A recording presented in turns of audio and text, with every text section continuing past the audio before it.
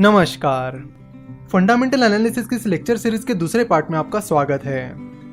पहले पार्ट में हमने फंडामेंटल एनालिसिस के बेसिक्स के बारे में बात की थी और साथ ही हमने समझा था कि क्यों आजकल मैनेजमेंट एनालिसिस बहुत ज़्यादा इंपॉर्टेंट बन गया है। तो इस सेकंड पार्ट में हम मैनेजमेंट एनालिसिस पर केस स्टडीज की मदद से डिटेल में बात करेंगे। आज हम केस स्टडीज की मदद से समझेंगे कि कैसे आपको कंपनी के मैनेजमेंट को परखना है। तो शुरुआत करेंगे येस बैंक के साथ। जब मैं येस बैंक का एनालिसिस कर रहा था तब मैंने येस बैंक के मैनेजमेंट एनालिसिस से शुरुआत की। जब मैं येस बैंक के को फाउंडर और farmer CEO mister Rana Kapoor, जो कि येस बैंक के सब कुछ माने जाते हैं, उनके एथिक्स और काम करने के तरीके के बारे में जानने लगा तो कुछ चौंका देने वाली चीजें मेरे सामने आई। किसी भी कंपनी का एनालिसिस करते वक्त उस कंपनी में प्रमोटर्स का स्टेक कितना है ये हम जरूर देखते हैं। साथ ही हम ये भी देखते हैं कि प्रमोटर्स ने अपना कितना स्टेक प्लेज रखा है। कंपनी के प्रमोटर्स अपने शेयर्स बैंक के पास गिरवी रखकर उस पर लोन ले सकते हैं, तो जो शेयर्स बैंक के पास गिरवी रखे जाते हैं उन्हें प्लेज शेयर्स कहते हैं। अगर किसी कंपनी के प्रमोटर्स अपने ज्यादा शेयर्स प्लेज रखते हैं तो वो अच्छा सिग्नल नहीं माना जाता।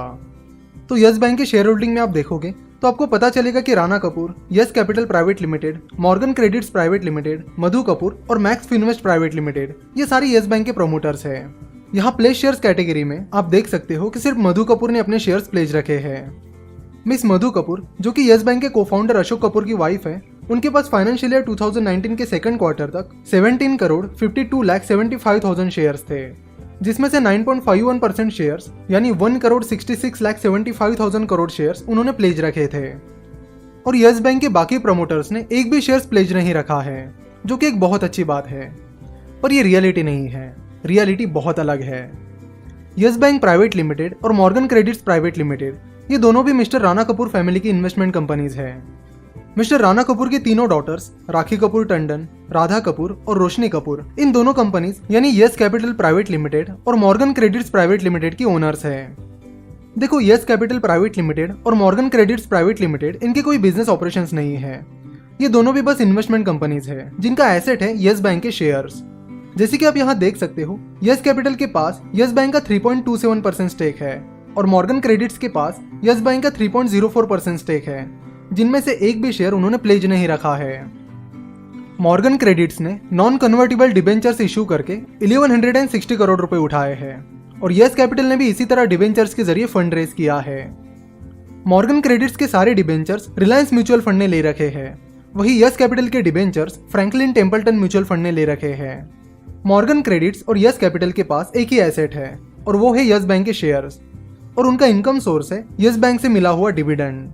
इसलिए डिबेंचर्स के जरिए पैसा रेज करते वक्त उन पर कुछ लिमिटेशंस होती है। जनरली वो टोटल शेयर्स की वैल्यू के 40 से 50% पैसा रेज कर सकते हैं। फॉर एग्जांपल, अगर किसी इन्वेस्टमेंट कंपनी के पास 100 करोड़ के शेयर्स हैं, तो वो डिबेंचर्स के जरिए 40 से 50 करोड़ ही उठा सकती है। यहाँ पर येस कैपिटल और मॉर्गन क्रेडिट्स ने जो डिबेंचर्स इशू किए हैं वो येस बैंक के शेयर्स के बेसिस पर किए हैं, तो इनडायरेक्टली येस कैपिटल और मॉर्गन क्रेडिट्स ने अपने शेयर्स प्लेज रखे हैं। पर सेबी की प्लेज शेयर्स की डेफिनेशन में शेयर्स के बेसिस पर इशू किए हुए डिबेंचर्स का जिक्र नहीं है, और इसी चीज का मिस्टर राणा कपूर ने पूरा फायदा उठाया। सेबी के रेगुलेशंस के अनुसार हर कंपनी के प्रमोटर्स को अपने प्लेज शेयर्स डिक्लेयर करने होते हैं ताकि इन्वेस्टर्स को प्रमोटर के शेयर होल्डिंग की क्लियर आइडिया आ जाए। पर सेबी के डेफिनेशन में जो लूप होल है उसका उपयोग करके कुछ कंपनीज के प्रमोटर्स प्लेज शेयर्स ना दिखाने के लिए शेयर्स को गिरवी रखकर बैंक से लोन लेने के बजाय इस तरह शेयर्स के बेसिस पर डिबेंचर से पैसा रेज कर रहे हैं। तो ऐसे केसेस से हमें प्रमोटर्स का एथिक्स और इंटेंशन समझ में आता है। ये तो हुई एक बात। अब दूसरा किस्सा सुनते हैं। येस बैंक को अशोक कपूर, जो कि एबीएन अमरो बैंक के कंट्री हेड थे, उन्होंने, और राणा कपूर, जो कि एएनजेड ग्रीनलेस बैंक के कॉर्पोरेट फाइनेंस के हेड थे, उन्होंने मिलकर शुरू किया है। मुंबई पर 26/11 का जो टेररिस्ट अटैक हुआ था तब मिस्टर अशोक कपूर मुंबई के ट्रीडेंट ओबेरॉय होटल में थे और उनकी उस टेररिस्ट अटैक में डेथ हो गई। जब मिस्टर अशोक कपूर की डेथ हुई तब उनके पास येस बैंक का करीब 12% शेयर था। मिस्टर अशोक कपूर की डेथ के बाद उनके शेयर्स उनकी वाइफ मधु कपूर के पास चले गए। बाद में मिस्टर राणा कपूर ने मधु कपूर और उनकी डॉटर को कंपनी की एक्टिविटीज में इन्वॉल्व करना बंद कर दिया। उन्होंने मधु कपूर की सम्मति लिए बिना 3 डायरेक्टर्स को नॉमिनेट किया, जिसके खिलाफ मिस मधु कपूर हाईकोर्ट चली गई और वो केस जीत भी गई। बॉम्बे हाईकोर्ट ने कहा कि मधु कपूर अशोक कपूर की लीगल वारिस है और इसीलिए राणा कपूर के साथ साथ मधु कपूर को भी डायरेक्टर्स को जॉइंटली नॉमिनेट करने का हक है। साथ ही कोर्ट ने रजत मूंगा, संजय पालवे और प्रलय मुंडल इन 3 डायरेक्टर्स की अपॉइंटमेंट इनवैलिड ठहरा दी। बीच में मिस्टर राणा कपूर ने येस बैंक की हिस्ट्री पब्लिश की थी, उसमें उन्होंने अशोक कपूर का कहीं पर जिक्र भी नहीं किया था। तो ऐसे वाकये से भी हमें प्रमोटर्स का इंटेंशन और एथिक्स समझने में मदद होती है। अब यस बैंक के मैनेजमेंट का अगला और आखिरी किस्सा सुनते हैं। पिछले कुछ सालों से आरबीआई बैंक्स के एनपीएस को क्लोजली देख रही है। यस बैंक के एनपीएस चेक करते वक्त आरबीआई को पता चला कि 2017 के किसी क्वार्टर में यस बैंक का एनपीए जितना यस बैंक ने बताया था उससे 4 गुना ज्यादा था। यानी यस बैंक ने खुलेआम एनपीएस के नंबर को मैनिपुलेट किया था। साथ ही आरबीआई ने यह भी पाया कि यस बैंक के कॉर्पोरेट गवर्नेंस में बहुत गंभीर खामियां हैं और बैंक का कंप्लायंस कल्चर भी बहुत खराब है। फिर बैंक ने यस बैंक के बोर्ड को कहा कि 31 जनवरी 2019 को मिस्टर राणा कपूर का यस बैंक के एमडी और सीईओ का कार्यकाल समाप्त किया जाए। यस बैंक के बोर्ड ने राणा कपूर का कार्यकाल 31 अगस्त 2021 तक बढ़ाने की रिक्वेस्ट की थी, पर आरबीआई ने उस रिक्वेस्ट को रिजेक्ट कर दिया। बेशक मिस्टर राणा कपूर ने यस बैंक को बहुत ही अच्छी तरीके से चलाया है, पर जब बात मैनेजमेंट के ऑनेस्टी और उनके एथिक्स की आती है तो आप उसे नजरअंदाज नहीं कर सकते, क्योंकि जो लोग ऑनेस्ट नहीं होते और एथिक्स को फॉलो नहीं करते हैं, याद रखना वो कभी कंपनी के शेयर होल्डर्स के बारे में सोच नहीं सकते। मिस्टर बेंजामिन फ्रैंकलिन ने सही कहा है, honesty is the best policy. अब अगले एग्जाम्पल पर आते हैं। अगला एग्जाम्पल है डीएचएफएल, दैट इज देवान हाउसिंग फाइनेंस कॉर्पोरेशन लिमिटेड के मैनेजमेंट का।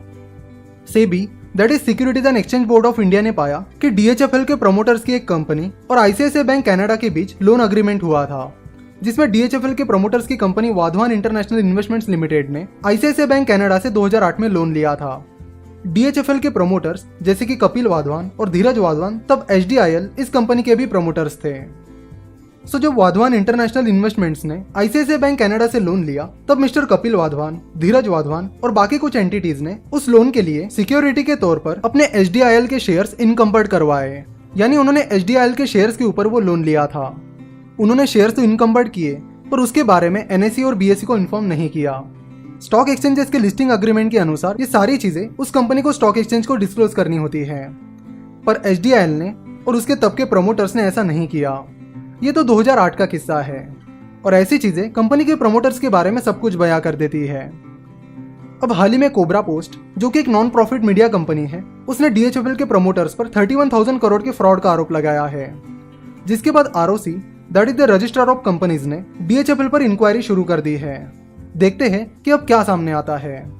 अगर किसी ने डीएचएफएल का मैनेजमेंट एनालिसिस किया होता और डीएचएफएल के प्रमोटर्स के 2008 के इस इशू के बारे में जाना होता, तो वो डीएचएफएल से 2 कदम दूर रहना ही पसंद करते। डीएचएफएल के लिक्विडिटी क्राइसिस और उन पर लगे फ्रॉड के चार्जेस के चलते डीएचएफएल का स्टॉक 650 रुपीज से गिरकर 110-120 रुपए तक गिर गया है। अब अगले केस के बारे में बात करते हैं, जो कि लील इलेक्ट्रिकल्स के बारे में है। लील इलेक्ट्रिकल्स का केस एक बहुत ही अजीब केस है।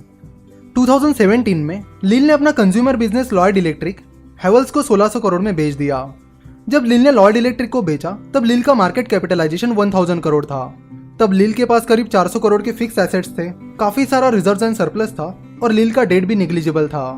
तो लील के पास जो कैश और एसेट्स थे, उनकी वैल्यू कंपनी के मार्केट कैपिटलाइजेशन से काफी ज्यादा थी। तो बहुत सारे इन्वेस्टर्स को लगा कि लील एक एसेट प्ले कैटेगरी का स्टॉक है, जिसके फिक्स एसेट्स और कैश उसके मार्केट कैपिटलाइजेशन से ज्यादा है। इन्वेस्टर्स को लगा कि जब लोगों को कंपनी के एसेट्स की वैल्यू पता चलेगी, तब कंपनी का मार्केट कैपिटलाइजेशन बढ़ जाएगा। लील के फाइनेंशियल स्टेटमेंट्स तो कंपनी की अच्छी फाइनेंशियल हेल्थ बता रहे थे, पर बाद में जो हुआ वो बहुत ही अजीब था। इन्वेस्टर्स को पता ही नहीं चला कि लॉयड इलेक्ट्रिक बेचकर लील को जो पैसा मिला है वो कहाँ चला गया। और फिर लील के प्रमोटर्स पर आरोप होने लगे कि उन्होंने लॉयड इलेक्ट्रिक के सेल से मिला हुआ पैसा अपने लिए निकाल लिया है, और कंपनी के प्रमोटर्स ने बहुत सारा पैसा अपनी दूसरी कंपनीज में डाइवर्ट कर दिया है।